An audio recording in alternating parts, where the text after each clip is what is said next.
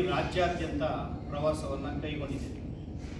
3ನೇ ತಾರೀಕಿನಿಂದ ಪ್ರವಾಸವನ್ನು ಕೈಗೊಂಡು ಕೋಲಾರದಲ್ಲಿ 3ನೇ ತಾರೀಕು ಸುಮಾರು 1 ತಿಂಗಳ ಕಾಲ ಇಡೀ ರಾಜ್ಯಾದ್ಯಂತ ಎಲ್ಲ ಜಿಲ್ಲೆಗಳಲ್ಲೂ ಕೂಡ ನಾವು ಪ್ರವಾಸವನ್ನು ಕೈಗೊಂಡಿದ್ದೇವೆ. ಈ ಒಂದು ಪ್ರವಾಸದಲ್ಲಿ ನವಕರ್ನಾಟಕ ನಿರ್ಮಾಣಕ್ಕೆ ರೈತ ಸಂಘದ ಕೋಡಿಹಳ್ಳಿ ಚಂದ್ರಶೇಖರ್ ಅವರು, ಇಬ್ರಾಹಿಂರವರು, ಹಿರಿಯ ರಾಜಕಾರಣಿ, ಮಾಜಿ ಸಚಿವರಾದ ಲಲಿತ್ ನಾಯ್ಕರವರು, ಆಲ್ ಇಂಡಿಯಾ BSPಯ ರಾಜ್ಯಾಧ್ಯಕ್ಷರಾದ ಮಾರ್ಸದ ಮುನಿಯಪ್ಪನವರು, ಚರಕೃಷ್ಣ ಅವರು ದಲಿತ ಸಂಘ ಸಮಿತಿಯ, ಮೋಹನ್ ರಾಜುರವರು RP ಮತ್ತು ದಲಿತ ಸಂಘ ಸಮಿತಿಯ ಮುಖಂಡರು, ಇನ್ನು ಅನೇಕ, ಆಮೇಲೆ ನಾರಾಯಣಗೌಡರು ಕನ್ನಡ ಚಳವಳಿಯ ನಾಯಕರು, ಇನ್ನು ಅನೇಕ ಸಂಘ ಸಂಸ್ಥೆಗಳು ಮತ್ತು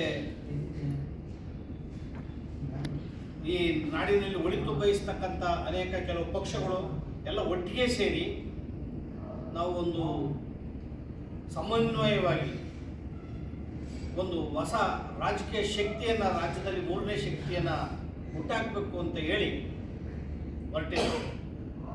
2028ರ ವಿಧಾನಸಭಾ ಚುನಾವಣೆ ಏನಿದೆ, ಕರ್ನಾಟಕದಲ್ಲಿ ನಡೆಯುವಂಥ ಚುನಾವಣೆ, ಸಾರ್ವತ್ರಿಕ ಚುನಾವಣೆ, ಇದರಲ್ಲಿ ಕಾಂಗ್ರೆಸ್ಸು BJP ಜನತಾದಳವನ್ನು ಬಳಸಿ ನಾವು ವಿಧಾನಸೌಧಕ್ಕೆ ಪ್ರವೇಶ ಮಾಡೋದು ಶತಸಿದ್ಧ.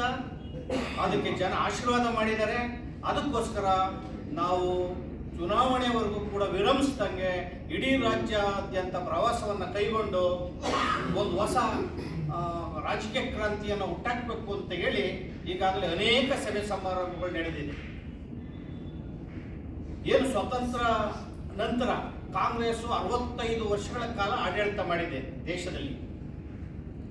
ಇನ್ನು ಉಳಿದ ಪಕ್ಷಗಳು, ಕಾಂಗ್ರೆಸ್ಸೇತರ ಪಕ್ಷಗಳು ಈ ದೇಶವನ್ನು ಆಳಿದವೆ. ಆದರೆ ಬಡತನ, ನಿರುದ್ಯೋಗ,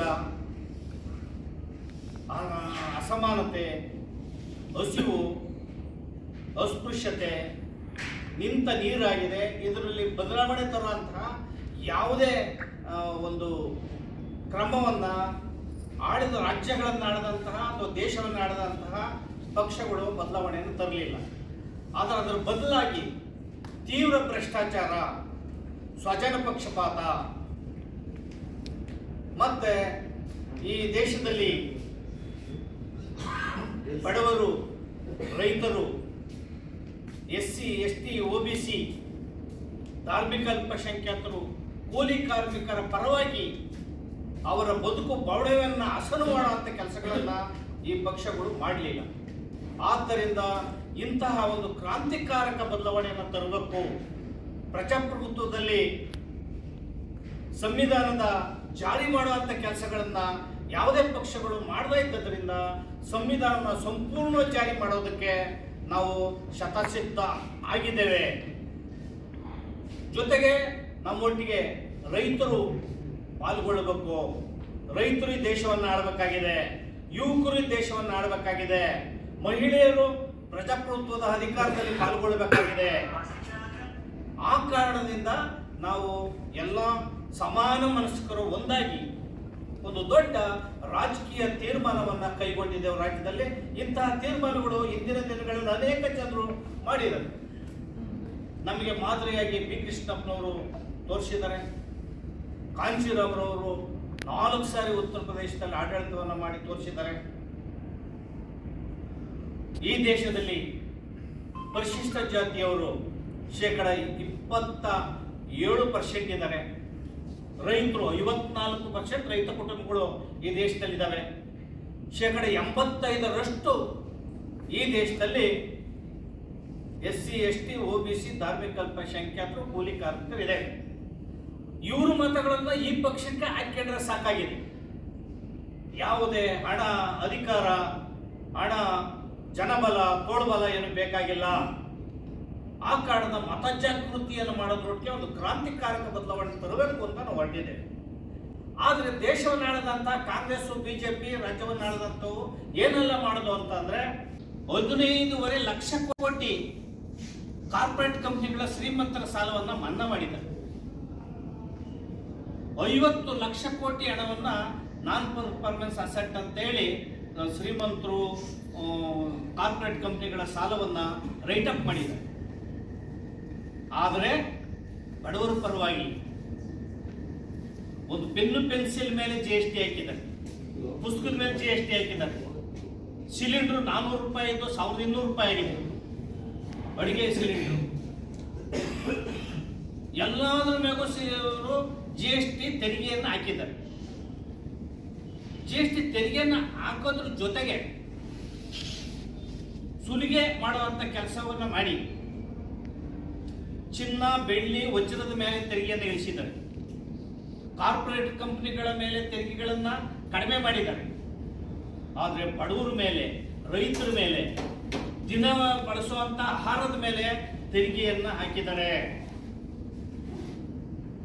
ಈ ಮೋದಿಜಿರವರ ಸರ್ಕಾರದಲ್ಲಿ 2,000 ಜನ ಕಪ್ಪು ಹಣವನ್ನ ರಾಜಕಾರಣಿಗಳು ವಿದೇಶದಲ್ಲಿ ಹಣವನ್ನು ಇಟ್ಟಿದ್ದಾರೆ. ರೈತರ, ಕೂಲಿ ಕಾರ್ಮಿಕರ ಎಲ್ಲಾ ತೆರನಾದಂತಹ ಸಾಲವನ್ನ ಮನ್ನಾ ಮಾಡ್ತೇವೆ ಅಂತ ತೀರ್ಮಾನ ಮಾಡಿದ್ದೇವೆ. ಈಗಾಗಲೇ ಪ್ರಣಾಳಿಕೆಯಲ್ಲಿ ಪ್ರಕಟಿಸಿದ್ದೇವೆ, ಪ್ರಣಾಳಿಕೆಯಲ್ಲಿ ಹಾಕಿದ್ದೇವೆ. ಸ್ಕೂಲ್ ಮಕ್ಕಳಿಗೆ ಶಿಕ್ಷಣ ಕೊಡೋದಕ್ಕೆ ದೇಶದಲ್ಲಿ ಇವರು ಬಜೆಟ್ನಲ್ಲಿ ಮಾಡಿರುವಂತಹ ಅಲೋಕೇಶನ್ ಹಣ 2% ಹಣ, ಒಟ್ಟು ಬಜೆಟ್ನ 2% ಹಣ ಶಿಕ್ಷಣಕ್ಕೆ ಇಟ್ಟಿದ್ದಾರೆ ದೇಶದಲ್ಲಿ. ಆಹಾರದ ಮೇಲೆ ಬರೀ 1% ಹಣವನ್ನು ಬಜೆಟ್ನಲ್ಲಿ ಇಟ್ಟಿದ್ದಾರೆ. ರಾಜ್ಯದಲ್ಲಿ ನಾವು ಯೋಚನೆಯನ್ನ ಮಾಡೋದಾದ್ರೆ ಸನ್ಮಾನ್ಯ ಶ್ರೀ ಸಿದ್ದರಾಮಯ್ಯನವರ ಸರ್ಕಾರ 5 ಗ್ಯಾರಂಟಿ ಕೊಡ್ತೀವಿ ಅಂತೇಳಿ ಹೇಳಿದ್ದಾರೆ, ನಮ್ಗೆಲ್ಲ ಗೊತ್ತಿದೆ. ಆದ್ರೆ ಆ ದುಡ್ಡು ಯಾರ್ದು? ಆ ದುಡ್ಡು ಪರಿಶಿಷ್ಟ ಜಾತಿ ಹಣ, ಪರಿಶಿಷ್ಟ ಜಾತಿ ಅಭಿವೃದ್ಧಿ ಮಾಡುವಂತ ಹಣ, SC, ST, TSP ಹಣವನ್ನ 25,000 ಕೋಟಿ ಹಣವನ್ನ ಸಿದ್ದರಾಮಯ್ಯನವರು 5 ಗ್ಯಾರಂಟಿಗೆ ಹಾಕಿದ್ದಾರೆ. ಚುನಾವಣೆ ಆಯೋಗವನ್ನ ವೀಕ್ ಮಾಡಿದ್ದಾರೆ, ನ್ಯಾಯಾಲಯದ ಮೇಲೆ ಕೈ ಹಾಕಿದ್ದಾರೆ. ಅಂದ್ರೆ ಇಡೀ ಪ್ರಜಾಪ್ರಭುತ್ವ ವೀಕ್ ಮಾಡಕ್ಕೆ ಹೊರಟಿದ್ದಾರೆ. ಸಂವಿಧಾನ ಬದಲು ಮಾಡ್ತೀವಿ ಅಂತ ಹೇಳಿ ಇಡೀ ದೇಶದಲ್ಲೆಲ್ಲೂ ಕೂಡ ಸಂವಿಧಾನದ ಒಂದೊಂದೇ ಗರಿಗಳನ್ನ, ಒಂದೊಂದೇ ಕೊಂಬೆಗಳನ್ನು ಕಡ್ದಾಕಿದ್ದಾರೆ. SC, ST, OBC ಪರವಾಗಿ ಅಹಿಂದ ಅಂತ ಹೇಳಿ ಅಹಿಂದ ಗೋವಿಂದ ಮಾಡಿ ಇತ್ತ SC, ST ದುಡ್ಡುಗಳು ಕೂಡ ಬಳಸಿಕೊಂಡು ಚುನಾವಣೆಗೆ ಇತ್ತ ರೈತರಿಗೂ ಕೂಡ ಯಾವುದೇ ಪ್ಯಾಕೇಜ್ ಕೊಡದಂಗೆ ಇವರು ಕೂಡ ಸಮಾಜವಾದಿಗಳು ಶ್ರೇಷ್ಠ ಪರವಾಗಿದ್ದೀವಿ ಅಂತ ಹೇಳಿ ಅನ್ಯಾಯವನ್ನು ಮಾಡ್ತಾ ಇದ್ದಾರೆ.